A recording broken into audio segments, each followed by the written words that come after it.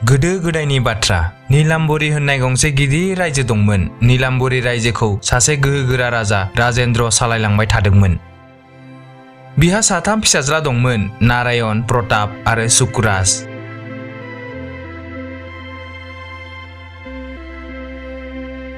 राजेन्द्रहा मोनसेल' जिंगामोन, फैगौ राजाखौ साथाम फिसाज्लानि गेजेराव सोर सासेखौ बानायनो। मानोना राजेन्द्रआ बैखौसो राजा बानायनो गोसो जाय रायजोखौ सुख सान्थियै सालायलाङो, फोरजाफोरनि दुखु दाहा मिथिनानै बिसोरनि थाखाय खामानि मावनाय आरो रायजोखौ जेब्लायबो दावगाहोनानै लांनाय।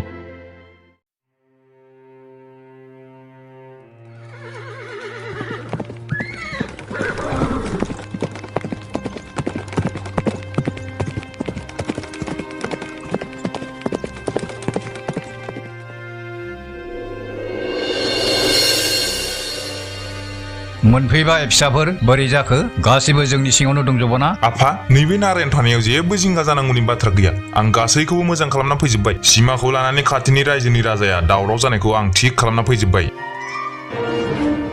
जोबोद मोजां। बेनिफ्राय नोंसोर सानैया बिदाखौ मदद खालामबायना खालामाखै? आं थासान्दियाव बिसोर सानै जेबोखौनो मावनो नाङासै आफा। नंगौ नामा? नोंदाया थार बाथ्राखौनो बुंदों ना? नंगौ आफा, आदाया थार बाथ्राखौनो बुंदों। दे हामबाय दे बिदिब्ला। आफा, दानिया आं थांनो हासिगोन ना? आंहा गुबुन खामानि दं। नोंथांनि बिथोनब्ला आं थांनोसै। रथ' आं नोंसोर साथामजों मोनसे गोनां बाथ्रा सावरायनो सानदों।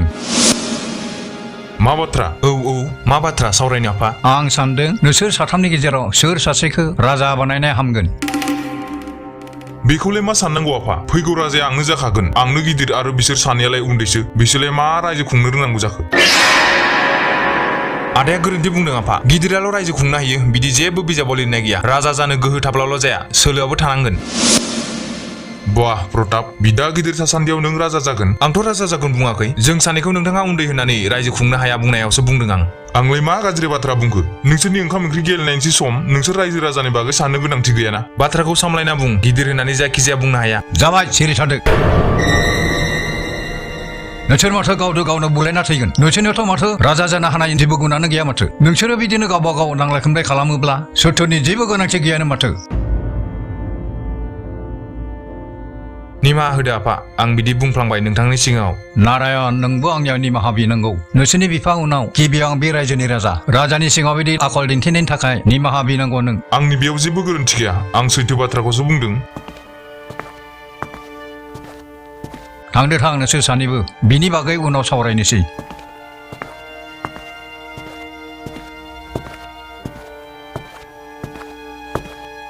नुबायना मन्त्रि, बिसोरनि आखला माबायदि? आं बिसोरनो माबोरै रायजोखौ होलांनो हागोन? महाराजा, दायो बिसोर बुजिनानै मोनाखै। जेब्ला बिबान मोनगोन अब्लासो बुजिनानै मोनसिगोन। नाथाय महाराजा, नोंथांनि फिसाज्ला उन्दैया बिसोर सानैनिख्रुइ जोबोद आलादा। सिरि थाबाय थायो। आंनि बादिब्ला बिनि रायजो खुंनायनि बागै बांद्राय गोसो गैयादां। आंबो बिदिनो सानदों। नाथाय बिसोरो साथामबो आंनि फिसाला। गोसो थाब्लाबो थायाब्लाबो रायजोनि बिबानखौ बिसोर लाथारनांगोन। नाथाय आं राजबंशीखौ बैनोसो होगोन जाय बि मासिनि थाखाय थिग। मन्त्रि, आंहा नोंजों मोनसे गोनां बाथ्रा सावरायनो गोनां दं। फै बागिसाव बेरायनानै सावरायनि। नोंथाङा जेरै सानो। फैदो महाराजा बिदिब्ला।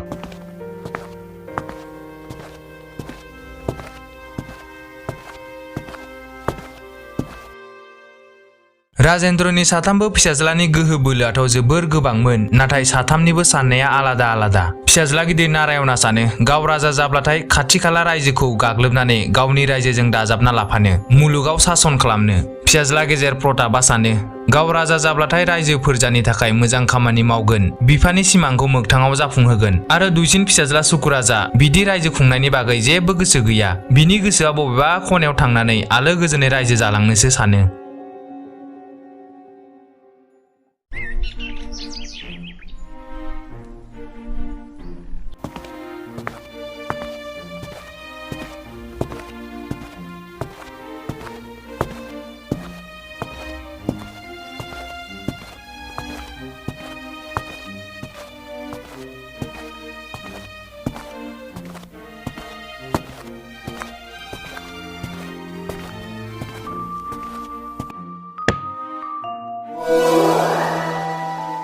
हाबाब आबै दिनैबो मानो हाग्रायाव बन लायनो थांनांगौ जाखो बे एथ' गिलु-बालु हाग्रायाव बिदि थांनाङा आबै आं लाबोगोन ना माखौ गिनांगौ आबौ गामिनि मानसिफ्रानो थांलाय फैलाय खामाथो नोंबो बाजार थांनानै मेंबोयो दिनैलाय फानजोबनो हाबायना दोफोरखौ आरो आं लाबोनो होनायखौ लाबोदोंना आबौ लाबोदों आबै लाबोदों मानो लाबोआ जानो नै बे जलंगावनो दं थां बेखौ न' सिङाव लानानै थां आं आथिं आखाइ सुना लानि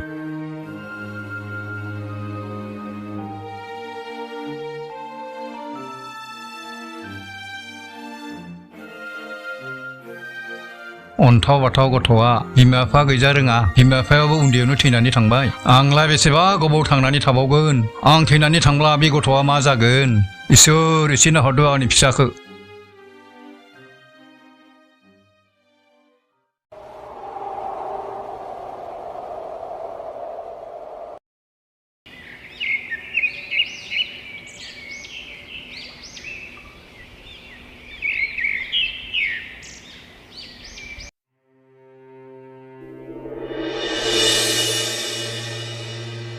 नोंसोरखौ बेयाव मानो लेंहरदों मिथिखाबाय जानांगौ दिनै जों बेयाव फैगौ राजाया सोर जागोन बेनि बागै सावरायगोन आफा बिनि बागै आरो मा सावरायबावनो दं राजायालाय आंनो जाखागोन जेबो जिंगा जायालासेनो राजमासिखौ आंनो गथायना होदो नारायण नोंखौ सोर गेजेराव बुंनो बिथोन होदों नों बेयाव नोंनि गोसो बायदि खालामनो मोना जायनो आंनि दरबाराव गाज्रि आखु देखायगोन बेखौ बेनिफ्राय लोगो लोगो होखारनाय जागोन बेनिखायनो आंनि बाथ्राखौ मोजाङैनो खोनासं निमाहा हो महाराजा नाथाय आं फंसे बाथ्रा बुंनो हागोन ना औ बुंलाय मा बाथ्रा आंहा बिदि रायजो खुंनायनि बागै जेबो गोसो गैया बिनिखायनो आंखौ बेयाव दालासै आदा सानैनि गेजेरावनो थिसनदो फैगौ राजाखौ आं बुंखादोंमोन बिसोर दाबो उन्दैसो रायजो खुंनो हानाय जायाखै गिख'फ्राखि माब्लाबा रायजो खुंनो हागोन नामा नारायण आं नोंखौ सामोल होयो आरो फंसे बाथ्रा बुंबावबानो नोंखौ बिनिफ्राय होना हरनाय जागोन सुक्रास नों गोसो गैया होनना बुंलाय जानाय नङा राजाया नोंसोर साथामनि गेजेरावनो थिसननाय जागोन बेनिखायनो नोंसोर साथामा आंनि बुंनाय बायदि मावनो नांगोन सुक्रास नारायण आरो प्रताप आं बे रायजोखौ थैखो दै खालामना गायसनदों बे रायजोखौ गुबुन रावबो सुथुरा सेनानै लानो हाया जेन बेनिखायनो आंनि उनाव नोंसोर साथामनि सासेया बे रायजोखौ सालायलांनांगोन बुजिबायना औ बुजिबाय आफा जुदि आं इयुनाव रायजोनि राजा थिसनजायो रायजो फोरजानि दावगानायनि थाखाय खामानि मावलांगोन जोबोद मोजां बिदिखौनो नांगौ नाथाय आफा जों साथामनि गेजेराव माबोरै थिसनगोन फैगौ राजाया सोर जागोन आंनियाव बेनिबो राहा दं मन्त्रि जागोन महाराजा लाबोनाय जाथोंसै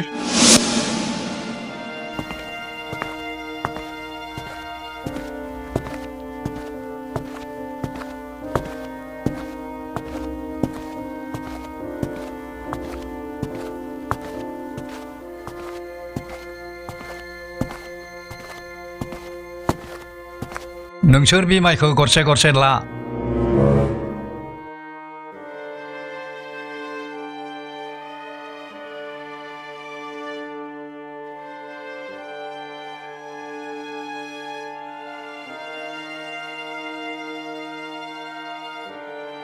बे माइ गरसेखौलाय मा खालामनांगौ जाखो दाउथुनो जाहोनांगोन नामा नोंसोर बे माइ गरसेजोंनो आंनो थोरसिसे ओंखाम संना लाबो बेयो माबोरै जानो हागोन बे माइ गरसेजों माबोरै थोरसिसे ओंखाम जागोन बेखौथ' आं मिथिया नाथाय नोंसोरनि आनजादा बेनो नोंसोरनो आं 3 बोसोर सम होबाय बे 3 बोसोराव नोंसोर माबोरै लाबोयो लाबो खालि बाथ्राया जाबाय नोंसोर गुबुननिफ्राय आरोबाव माइ बा माइरं लानो मोना बे गरसे माइजोंनो आंनो थोरसिसे ओंखाम संना लाबोनांगोन नाथाय आफा बेयो माबोरै जागोन बे गरसे माइजों माबोरै थोरसिसे ओंखाम जागोन 3 बोसोर मा 10 बोसोर सम होब्लाबो रावबो हानाय नङा हायो बिदि सम्भब दं जेब्ला नोंसोर ओंखामखौ संनानै लाबोगोन आंनो अब्ला गासै खोन्थानांगन माबोरै नोंसोर बे गरसे माइजोंनो थोरसिसे ओंखाम मोनखो नोंसोरनि बाथ्राखौ खोनासंग्रोनानैसो आं सायख'गोन थारैनो सोर राजा जामारगोन दानिया थांदो थां 3 बोसोरनि सिगां आंनि खाथियाव नुजाफैनाङा थांदो थां जागोन दे आफा आं लाबोगोन बे माइ गरसेजों थोरसिसे ओंखाम राजाखौलाय आंनो जाखागोन बिसोर सानैनावथ' मेलेमानो गैखाया सोलोआ बबाव थागोन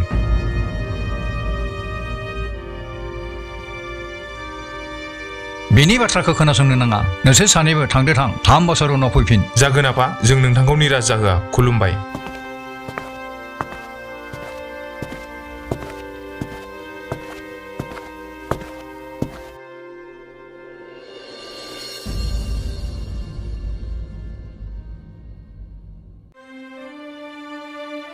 फंबाय सुकुराज नों मा खालामनो सानदों माबोरै आफाया बुंनायखौ मावफुंगोन नों आं जेबो मिथिया हमदांना मोनाखै माब्रै बे गरसे माइनिफ्राय ओंखाम थोरसिसे दिहुननो जोंनि आखायावथ' 3 बोसोर दं जों गोबाव समखौनो मोनदों बै समसिम जों माबा ना माबा लामा दिहुननांगोन मा जाम्बाफोर मा सावरायबाय थाखो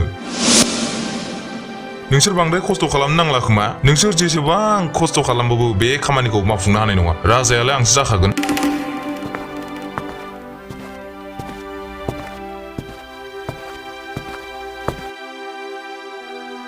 थारैनो जोंनि बियो बिदामारना सुकुराज बे खामानिखौ जेरैबाबो मावफुंहोथार थांदो सुकुराज फंबाय आंबो थांनोसै बिसोर साथामबो गावबा गावनि लामायाव ओंखारलांनायसै बिफानि बुंनायखौ मावफुंनो राजकुंगुर नारायणआ बे खामानिखौ जेरैखि जायाबाबो मावफुंहोनानै राजा जानो गोसो बिनिखायनो बियो सासे मोन्थोर गोरों बुरिनि खाथियाव थाङो राजकुंगुर प्रतापआ बबेबा गोजान जायगायाव ओंखारलांनायसै आरो राजकुंगुर सुकुराजआ राजमहलनिफ्राय गोजान बबेबा खना गामियाव थांनायसै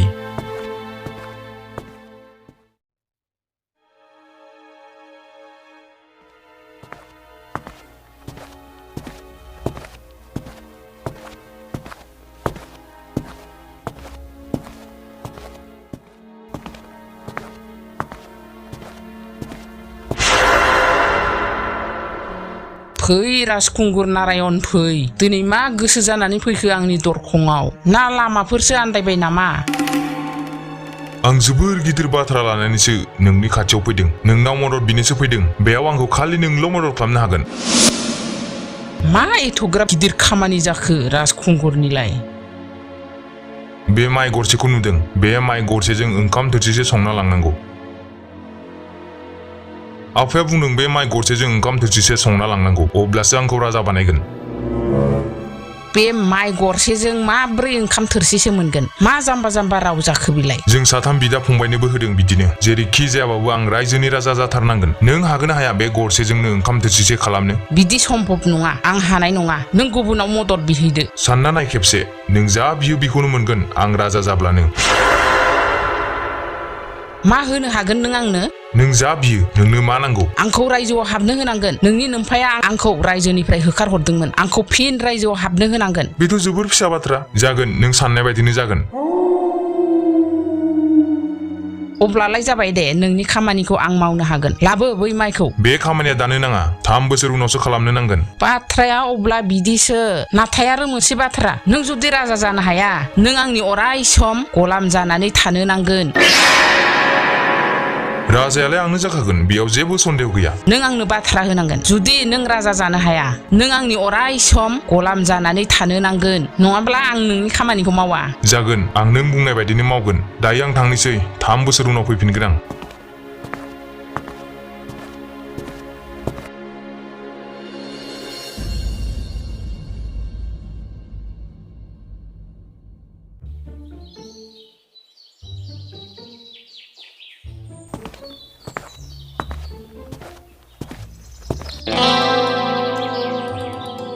बे हाग्रा बारियावलाय सोर उन्दुना थाखो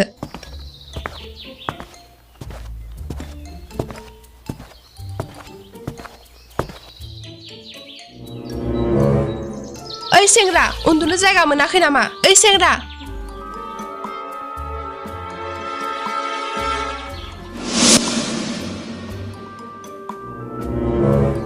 सोर नोंलाय आंखौ मानो फोजाफैबाय थादों नोंलाय माथो राजकुंगुर सुकुराजसो माथो मानो बे हाग्रा बारियाव उन्दुबाय थाखो ना रायजोनिफ्रायसो होखारजाबाय नामा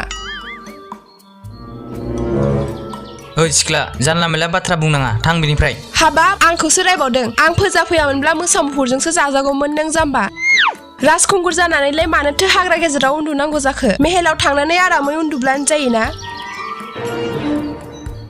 आं दायो राजमहलाव थांनो हाला 3 बोसोर उनावसो थांनो मोनसिगोन आंहा दायो थांनो जेरावबो जायगा गैला बेनिखायनो बेयावनो उन्दुना दंबाय थायोमोन आं नंमारगौसो बिदिब्ला होखारजाबाय राजमहलनिफ्राय फा माथो दाय मावामोन बिदि होखारजालायलायनाय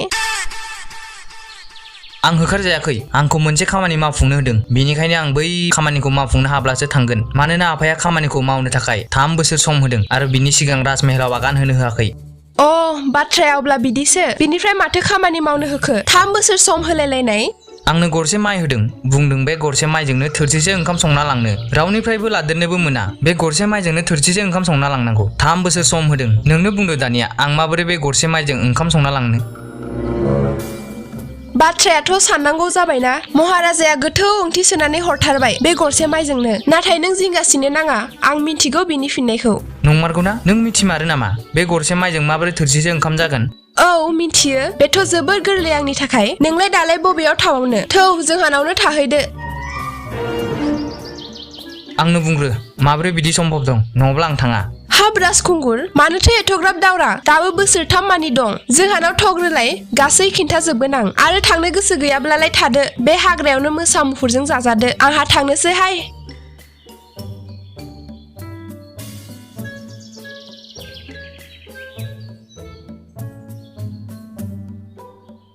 थारैनो बे सिख्लाया मिथिमारो नामा बिजों थांफानाया हामसिगोनदां दा आं बबेयाव थांबावनांगौ जाखो नङाब्ला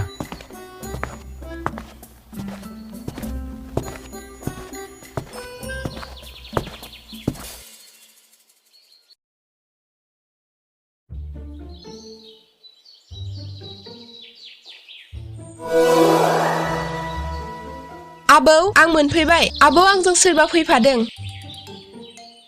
सोर फैफाखो नोंदोलाय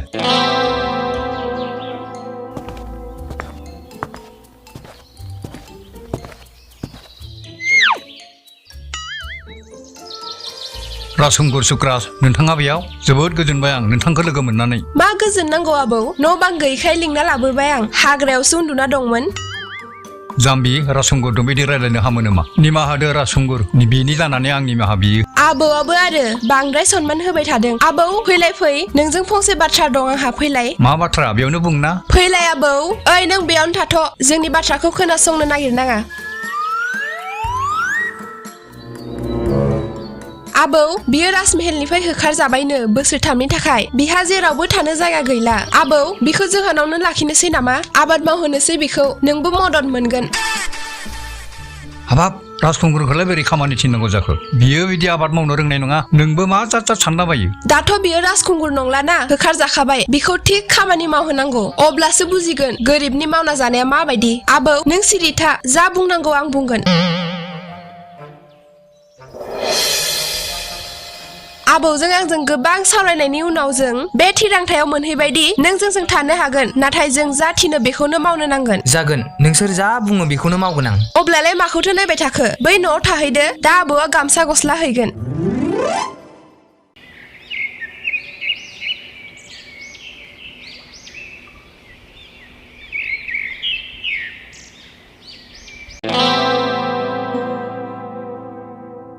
गिबियावनो आंनि मुंखौ मिन्थिग्रोदो आंनि मुङा जाबाय फैसालि सुकुराज नों जोंजों खामानि मावफानांगोन जोंजों आबाद मावफानांगोन अब्लासो जोंहानाव थानो मोनगोन मावनायावथ' मावगोन आं नाथाय आंनि सोंनायनि फिननायखौ दाबो होआखै नों माबोरै बे गरसे माइनिफ्राय थोरसेसे ओंखाम मोनगोन सुकुराज नों थारैनो जेबो साननो रोंमारा बे माइ गरसेखौ आबाद मावाब्ला माबोरै थोरसेसे ओंखाम मोनगोन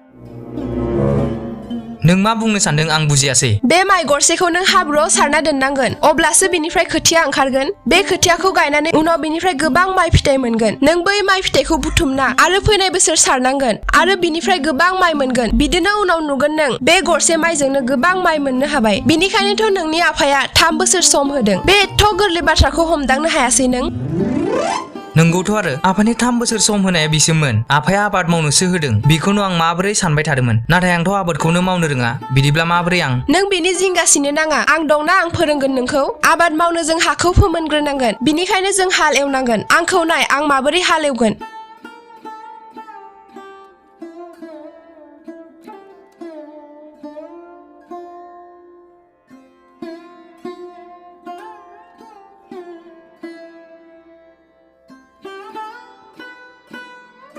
दानिया जों माइखौ बैयाव सारना होनांगोन नायदो आं माबोरै सारगोन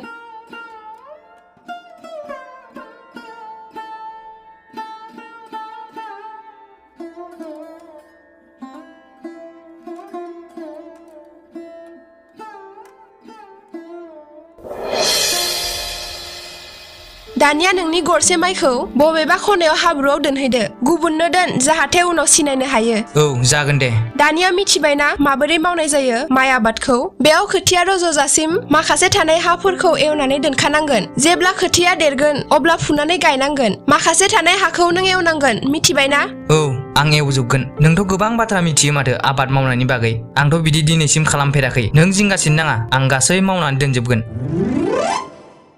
उनखालि राजकुंगुर सुक्राजा फैसालि मोनहानि हायाव हाल एवनो लानायसै। जाय जोनोमनिफ्राय मोनसे गोरा खामानि मावफेराखैमोन दिनै बिनो हाल एवबाय, हाब्रु दैब्रु जाबाय। बिनि गोसोआवबो बिखौ मावनानै गोजोननाय मोनबाय।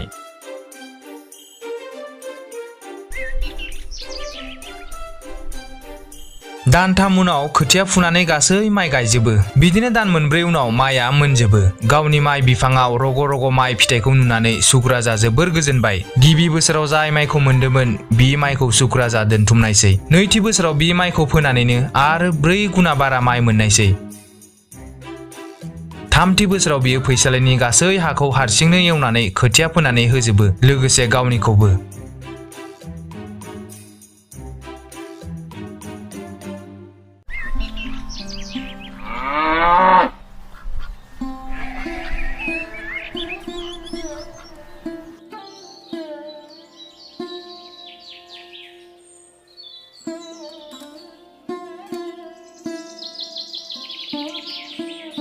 सुकुरास, ओइ सुकुरास, ओंखामा जाफैद'।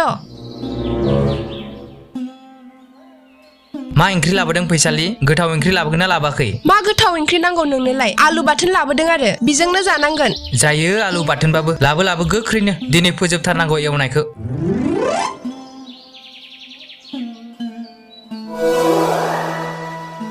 नोंखौ नायनानै दायो राजकुंगुर बायदि नांथारला। सासे गामिनि सरासनस्रा सेंग्रा बायदिसो नांबाय। नों थारैनो आलादामार, नङाब्ला सासे राजकुंगुर जानानै बिदि खस्थ' मावनाया असम्भब बाथ्रा। मानसिया गोसो जाब्ला अखाफोरखौबो थुख्लायनो हायोनो। बे आबाद मावनायालाय मा बेसेबां गिदिर बाथ्रा। दे ओंखामखौ जाग्रोना लानोसै। बिदिनो समफोरा खोन्दो खोन्दो थाङो। माइ हानानै जोबखांबाय। बे बोसोरावबो सुक्राजा गोबां माइ मोनबाय। दानिया थांनायनि सम जाबाय। थारैनो 3 बोसोरा माब्ला थांखो आं हमदांनो हायाखिसै। दानिया आंनि थांनांगौ समा फैबाय। मिथिया आं नोंथांमोनखौ माबोरै साबायखर होबावनो। आंनाव जेबो राव गैलिया। राजकुंगुर, नोंथाङा जोंखौ साबायखर होनायनि गोनांथि गैया। उल्था जोंसो नोंथांखौ साबायखर बावनांगौ। जोंखौ हजोंहाय थांनानै बावनो नाङा। जोंबो नोंखौ बावा। बेफोरखौ मा बाथ्रा बुंदों? नोंसोरखौ आं माब्लाबाबो बावा। फैसालि, नों आंखौ नेबाय था। आं बेयाव फैफिनगोन। नोंल' आंखौ बावनो नाङा। थादो, आं थांनोसै। आं फैफिनगोन। बोसोरथाम उनाव बै समा फैबाय जेराव नारायण प्रताप आरो सुक्राजा राजमहलाव आगान हैबाय। थारैनो जोबोद गोबावनि उनाव नोंसोर साथामखौ नुनानै जोबोद गोजोननाय मोनबाय आं। नोंसोरो थियारि जानानै फैखादोना? थियारि जानानै फैदोब्ला जागायनोसै। नारायण, नों गिदिर, बेनिखायनो नोंनो जागायग्रोदो। जागोन आफा, लाबोदो ओंखामा।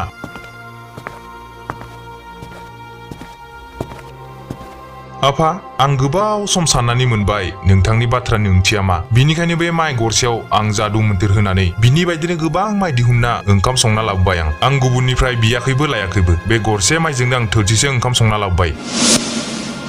नंगौ नामा? जोबोद मोजां। नोंनि सोलोखौ मानिनांगोन। साबायखर आफा, नोंथांनि जोबोद जोबोद साबायखर। प्रताप, दानिया नों माबोरै मावफुंखो आरो नोंनि ओंखामखौ लाबोदो। आफा, आं बिनि बागै जेबो सानासै। आं गरसे माइजों ओंखाम थोरथिसे लाबोआसै। आंखौ निमाहा होदो। प्रताप, नों मानो बिदि खालामखो? नों राजा जानो हानाय खाबुखौ खोमानानै लाबाय। आफा, आं बे थांनाय बोसोरथामाव गोबां रायजोआव गिदिंबाय, गोबां बायदिसिना जातिनि मानसिजों लोगो हमबाय। आं गोबां बाथ्रा मिथिबाय, बुजिबाय। बिनिखायनो आफा, आं राजा जायाब्लाबो बे रायजोनि सासे थागिबि मानसि जानानै बे रायजोखौ दावगालांनायाव हेफाजाब खालामगोन। प्रताप फिसा, थारैनो नों सासे बुजिनो गोरों जाबाय। नोंनि साननायखौ आं मान खालामो। सुक्रास, दानिया नोंनि फाला। बोरो, नोंनि ओंखामा लाबोदो।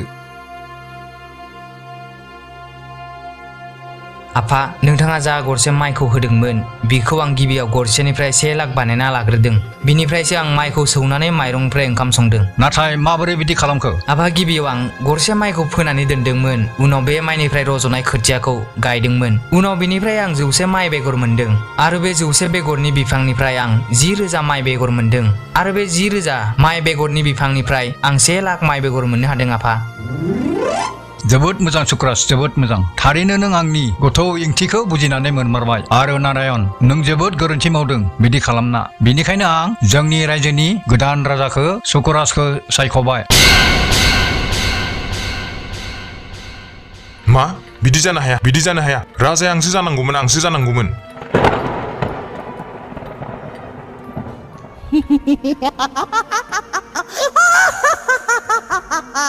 जुदि नों राजा जानो हाया, नों आंनि अराय सम गलाम जानानै थानो नांगोन।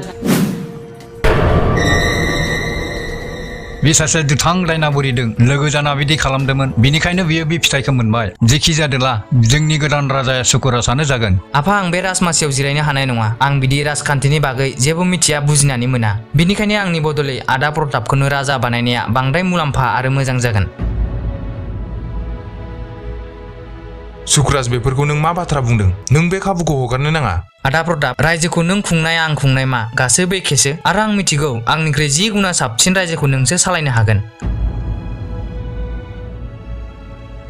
आफा आं बिदि जिउ खुंनो गोसो गैया आं मिथिबाय आं माबोरै जिउ खुंब्ला अरायबो सुखुआव थागोन बिनिखायनो आंखौ थांनो होदो आं माथो बुंबावनो सुकुरास नोंसोर दा गावनो गाव साननो गोरों जाबाय बेनिखायनो नों जा गोसो बेखौनो मावनो हागोन साबायखर आफा आदा प्रताप दानिया गासैबो नोंथांनि आखायावनोसै सुक्रास फंबाय आंहा बुंनो जेबो राव गैलिया नाथाय बे रायजोआव नोंनि मोननांगौ बाहागोआ जेब्लायबो थाबाय थागोन आरो जेब्लायबो नोंनि थाखाय बे राजमहलनि दरजाया गेवनाय थागोन